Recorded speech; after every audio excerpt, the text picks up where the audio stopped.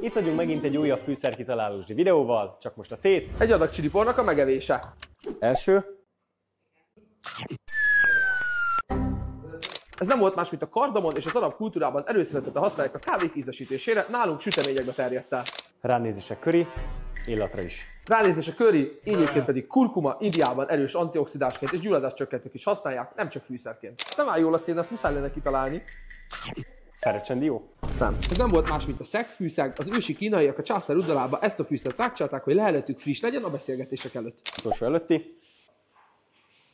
Most csillipor lesz. Na, végre! Csukd be a szemed? Itt az 5. Ez csillagálni. Különös csillagarakáról kapta a nevét, Kínában őshonos, és az oseltamivir influenza elleni gyógyszer egyik alapanyaga. Akkor egészségetekre. Sí? Jó.